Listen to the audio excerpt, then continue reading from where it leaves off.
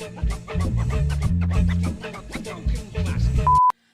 right, hello, and welcome, and hello, everybody. Welcome to Locker Room Radio. Welcome back to Locker Room Radio for those who have been with us for some time. Now, if you have been with us for some time, then you will know that we are joined by a Locker Room veteran, like a Locker Room OG, like one of the original four.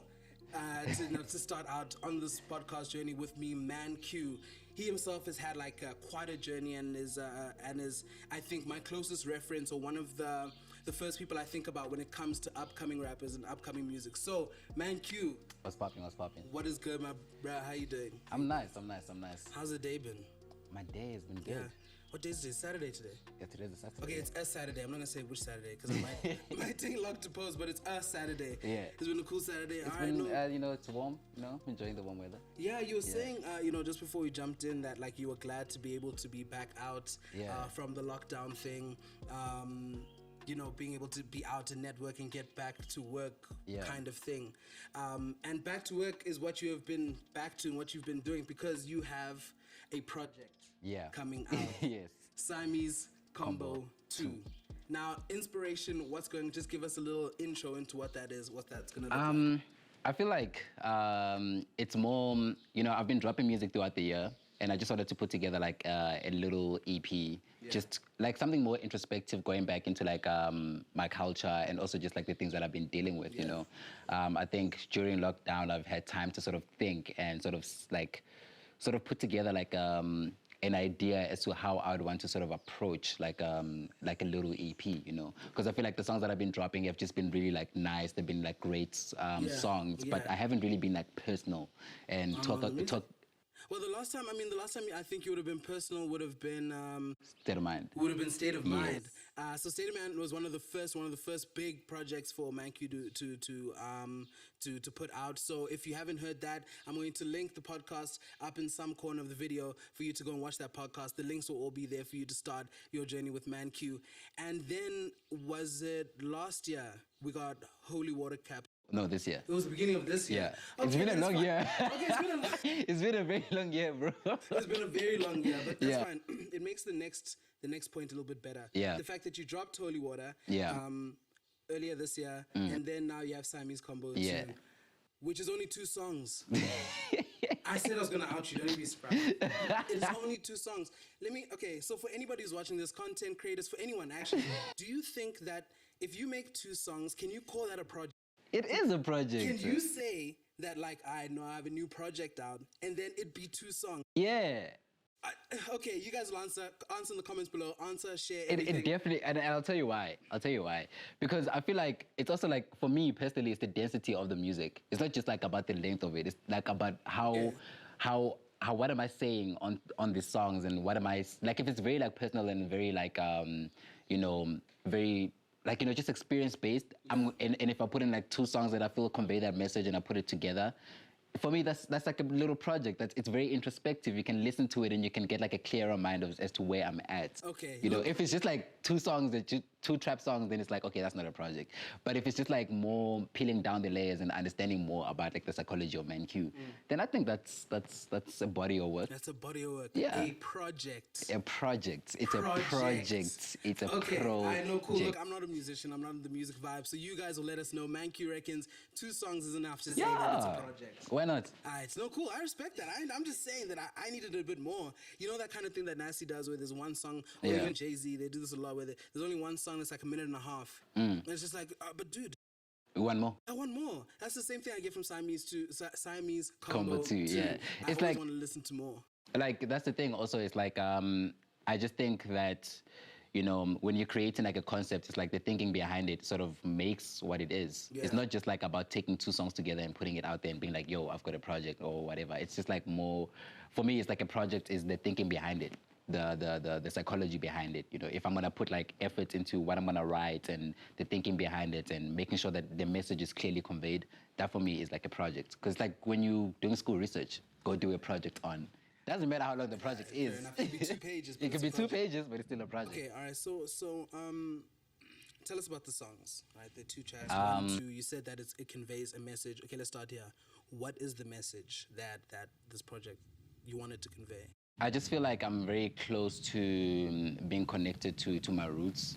And the album art cover is also just like that, you know, because Southern is very like it's got like a lot of mountains. It's really like it's a beautiful scenery. So the artwork conveys that, and it's like got Swati people there. It's like a very proud Swati sort of little project, and Rep that, get that, you know that, you know it. Yeah, and like also like my journey spiritually as to what I've been going through, you know. So with Afigile, Emapupa Afigile, like, you know, that's basically me saying to like my dreams are here, even though like I still have to deal with all of these things that happen, like, you know, just like breaking into the industry, the things that I have to do, the obstacles that I have to overcome. Yeah. But my mindset on this record is basically talking like no matter what I have to go through, like like I'm gonna get there. You know what I'm saying? So, and there's that sort of element of like, you know, manifestation of like if you always putting things into existence and you're treating yourself in a certain way, you're moving in a certain way, those things, you attract those things. Yeah. Even though you may be hustling to get it, but you attract the things that you actually always think about. You know what I'm saying? Yeah, and I've said that about you every single time we've spoken. Now, anytime I've spoken to anybody, I've always said that Man Q, his work ethic and his mindset has always been one of like trying to get it. And Thank you, bro. anything, you know, if there was anything I was going to commend him for, it's exactly that. The fact that like you know, when you eat, sleep, drink something. That's what Man Q is, and that's what he's doing with his music, and you can hear that. So the thing that excited me the most about this new project was like it sounded quite grown up. Like even those two songs, it was like, okay, cool. I mean, the quality of the music is a little bit better. The quality of the sound, I think you're really grabbing on and you're really latching on to the Swati heritage part of it, which is like, thank goodness, because it's something unique that we can hold on to and something that you can play with because that's your world. Who else is doing the Swati thing? Do you know of any other rappers? I don't know of any other rappers who are doing the Swati First of its kind. Well, you know, if you know of anyone, if you don't, Man Q, really, you're the first to do it. Yeah, and that's the interesting thing too. That like it's also like just being proud of like myself. Like you know, I feel like up like because I've been living in the north for quite a significant amount of time. Sort of like lose that sort of thing, you know, of being connected to it. So I feel like I'm connected to my culture. I learn about how we do things, and you know, I'm starting to understand why I need to represent. And also, like in terms of hip hop, a lot of people shy away from representation of who they are. But I don't want to do that. You know, I want people to like feel comfortable with being who they are. Like even if you are from a different sort of like, you know, cultural background, but it's also like a thing of like, damn, I need to represent my culture the same way that he does. You know what I'm saying? I see. It starts with one person stepping forward and being like, nah, why should we shy away from that? You know what I'm saying? Yeah. So, I mean, speaking about culture, I'm going to take a little small break from the whole music conversation and point out that if you watched the podcast before this with Yaya Clad, he was actually the plug. I saw him wearing an outfit and then, you know, reached out to Pose, and he's actually wearing another Yaya fit right now, his jacket, which I'm a little bit upset about because I didn't get to hear about it. He didn't show me anything. The fact Exclusive. Travis Scott thinking ass, he is thinking ass. No, it doesn't work like that. I'm the exclusive guy. Jeep. Oh, that's hilarious. Right, so yeah, so you know, so I think even now what you're doing is kind of like embodying it like holistically. You know, this is part of your brand. This is you know, your trademark item and the clothes that you're wearing. So what you're saying about like embracing seems to be predominant, and I'm glad, dude. Thank you, because I'm also getting into it now. You know, when you like, it's like starting a new. It's like starting a new sport or starting a new game, and you have a friend that you have to keep asking, "Hey, yo, dog, do you know what that thing is?" Yeah, how do you do that? Yeah. That's what I feel like. This is what it is. So, like, you know, with you know, we need to move into identity. And identity is so important. Start establishing an identity in this country of who we are and what it is that we're trying to do, or how it is that we're trying to do. So that's great. You mentioned Afigile is the one song. What about the next song? So take us through the next track. The second track is called Bossed Up. And that's also like a very like more introspective and basically breaking into like the mentality of what I'm going through as well. Like it's a very powerful song, you know, it's a very powerful song, but it's also like, you know, I know like I'm protected, you know, spiritual, all of us are, Every single person is protected, but like just taking ownership of that and talking about like some of the things that I went through, like, you know, my cousin, like I say in the song, like my cousin says I'm popping, I'm like not yet any prophet, you know, and like all of these things of like, you know, going on to this journey, this musical journey, and like there's like a lot of expectations that come to that. And you still feel like a powerful person. You feel good to like, you know, you're protected at all times and you're good and you've got a good relationship with the higher power. But the journey that you have to go through, you know where you have to go. And it's that sort of like protection element of like, no matter what happens, I know which I'm going to get there. You know what I'm saying? And and it's also like those expectations, you know, a lot of people, especially if you're creative, like there's a lot of people that have like a lot of expectations of you. You know, like you're supposed to be this or you're supposed to be doing that. And it's also like dealing with those expectations and my own expectations, you know, so pushing, crossing those the things, those kind of goals and boundaries exactly, that you set for yourself. but still having the faith to the higher power, knowing it's like I'm always gonna be good. You know, I'm always gonna. There's a journey that is set out for me, even though I don't see it, but I have faith that everything's gonna work out. All right. So, I mean, I guess I always want to take advantage of like the experience that you have. I think you're one of the most experienced, one of the more experienced guys that I know. And I want this always to be as educational as possible for guys. So we're also talking about money, you know, and sort of like, you know, it's expensive to put out an entire project if you're doing it by yourself kind of thing, if you're paying out of your own pocket. So what are some of the ways that you try bridge that gap between I want to achieve this and I can't really afford it, and you know, like I want to achieve this and this is what I can afford? How do you? I just think like you have to move at your own pace, but also like in terms of money, you have to. I was having this conversation the other day with like a friend of mine, and it's like an artist is able to do anything. You know, an artist is not just a musician. So if you're doing like something that's outside of like music, but you do it in your own way to get the bag, then that's also artistic. You know For what I'm sure. Okay, so if it's a creative sort of thing that you want to do, yeah. and it's also like you just have to find ways to actually get bank because it's not cute to be an artist who who's struggling. No, Don't have like it's not sexy at all. it's not cute, bro. That's Like what attracts you. You know, that's what attracts people to the lifestyle. You need to see that it's nah, working. it's profitable. working, and that's the thing. So like also putting your pride aside, like we all want to do our thing like exclusively, but also at the same time, it's like, yo, we need to actually also venture out and learn about like business moves and how do we take like have this thing of like going out there, getting money, Yeah.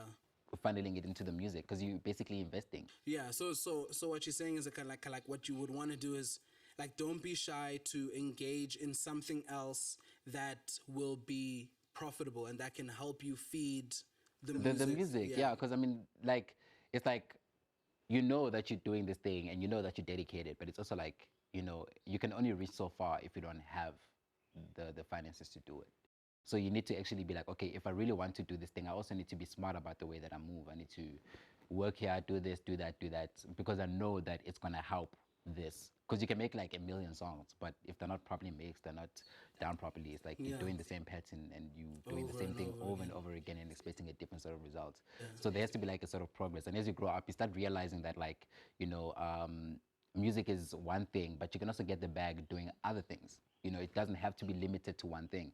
So I think it's also like a change of mentality. It's like, nah, but I can also get that. I'm also good at this. I'm also good at that. I can also do that and do this. Yeah, like, you know, and it helps the music. It gives you experience. It gives you, you know, just more, you sharing yourself more like into the real world and understanding different paradigms. Because I feel like if you stay in the music zone, like, you know, you get into that zone and like nothing else really matters. But you also need to sort of like hustle, make things work and talk to people and negotiate and do all these things that actually help the music grow further than just you making it and putting it out there. Okay, so when can we expect Siamese Combo? Pro tip first, pro tip. I hope you wrote that down.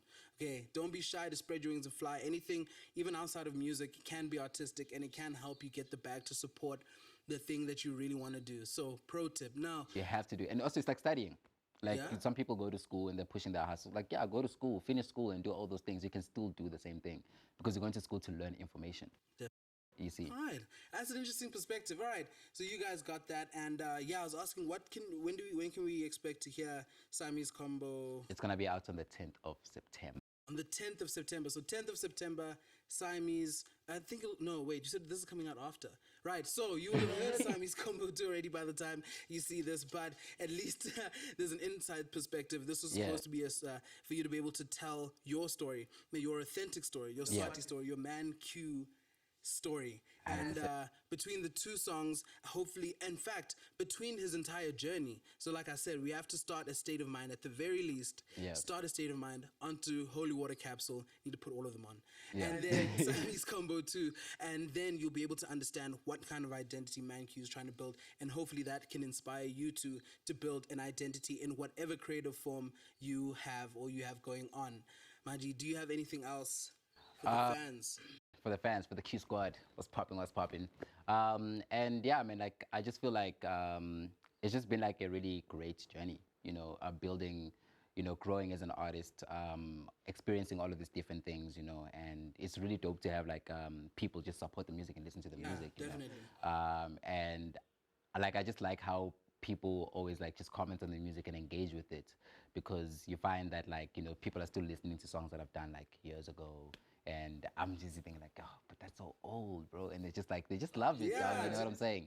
And that's another thing about having like a dope catalog of like, just like stacking up the music always and always, that your fans actually grow to appreciate it. There's nothing worse than becoming a fan and you find that the guy has like 2 songs. It's nothing worse. Nothing worse than Nothing that. worse than that. Thank you for not being that guy. So yeah, and it's all just for the fans. I do the music for the fans, to people to enjoy and to, I want to inspire people at the end of the day. Like, that's my journey, you know. And I'm very transparent about the things that I go through. So it's like having people that listen to the music and engage with it, that are always, you know, just shouting me out, retweeting, commenting. It really means a lot. So yeah. All right, then. You can see that came from the heart. It's right then.